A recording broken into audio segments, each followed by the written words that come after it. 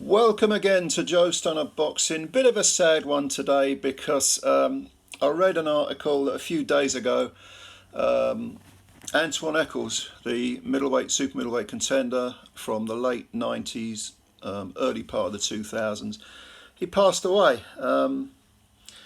And he finished with a record of 32 wins with 28 KOs, so he had some wallop to his punch, 22 defeats with 15 by stoppage and 4 draws.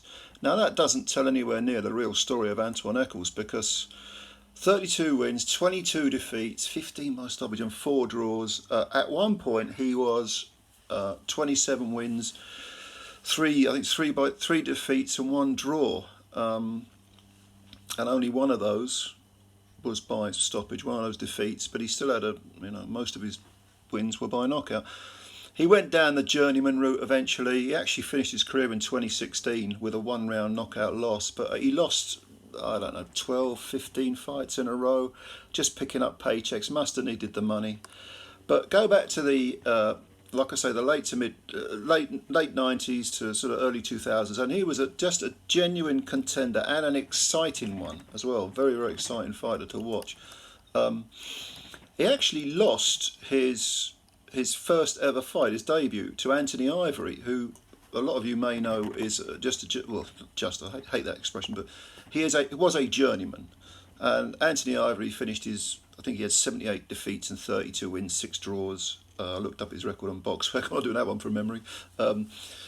But very rarely stopped, took everyone on as a journeyman, and he actually ambushed the debutant Echols and knocked him out in a round. So that was an inauspicious introduction to the pros for Antwun Echols. But Echols rebuilt, and I think he lost another decision to, what was the guy's name? Chris Johnson, I think it was. It was Chris Johnson. Yeah, that's right. Yeah, Johnson himself, pretty decent fighter. Lost to Harold Graham by 8th round stoppage. That was his first defeat. That's the one. Yeah, he did fight Harold Graham. Lost to 8 rounds. And became a trainer, actually, Johnson. I think he's still a trainer. He's originally from Jamaica but settled in Canada. I think I'm right in saying he was some sort of medalist, maybe a bronze medalist at the Olympics. But he beat Echols on points, that was. Over 10. It was a majority decision loss for Echols. But Echols kept chipping away, and he got a draw against Eric Luca that was over in Canada as well. Luca, pretty good. Did he win a belt, Luca? Might have won an IBF belt somewhere along the line. I might be getting that wrong, but he was a Canadian fringe contender. And then with those defeats on his resume, nevertheless he rebuilt. He won. I think it was 20. He won 22, lost 2, and at that point he didn't have any draws, I don't think. But he took on Bernard Hopkins. This is Echols I'm talking about. And this was in 1999 when Hopkins was the IBF middleweight champ, hadn't yet unified the belts against various others, and he gave Hopkins. I remember watching that fight live. I was living in America at the time. I didn't attend the fight, but I watched it live on HBO. It might have been, and it was a dirty fight. I mean, Hopkins was This really illustrated how dirty a fighter Hopkins could be. But he won quite widely on points. And Echols came back. Who did he fight next? He fought none other than Anthony Ivory, who knocked him out in a round on his debut. But this time, no knockout loss. But there was no knockout for Echols either, because this is how crafty Ivory was as a journeyman. He took Echols the distance.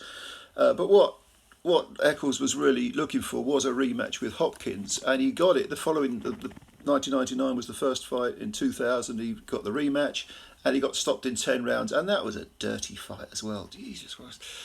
At one point, wasn't Hopkins thrown out of the ring at one point? I mean, Echols was fouling back because the referee, Hopkins was a nightmare to referee, and Echols thought, the hell with this, but he got stopped in 10 rounds. And I remember I've watched that fight as well. I haven't seen it for donkey's years, but yeah, I mean, there was more fouling going on than boxing at times. And then Eccles came back and had a brilliant fight. If you've never seen it, go watch it because it's a lot of fun. It's against Charles the Hatchet Brewer.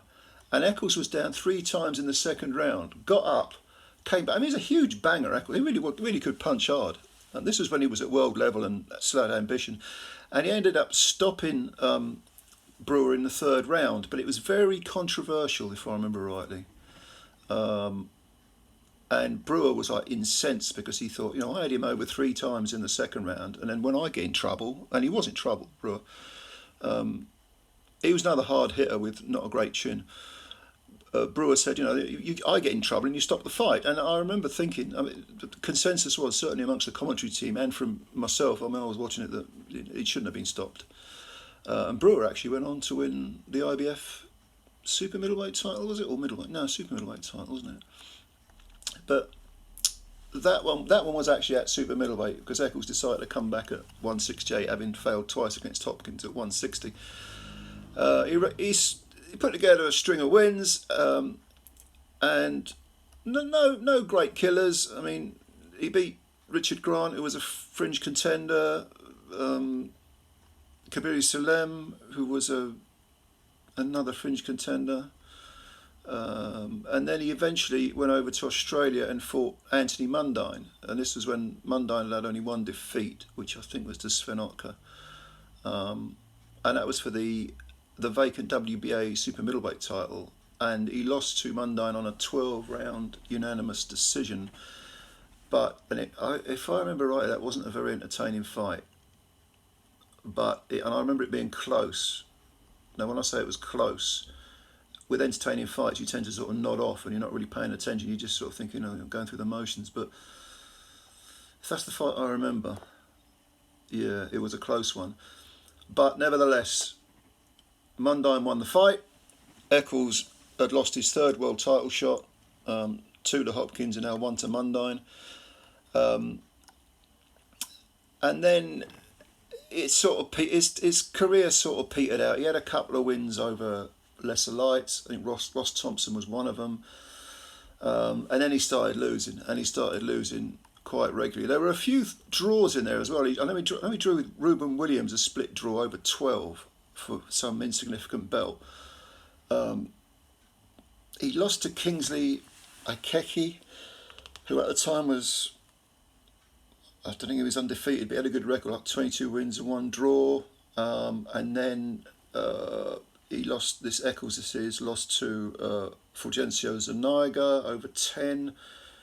I can't remember who the other draws were against, but I'm sure he had like a string of draws, like 3 draws in 5 fights or something along those lines.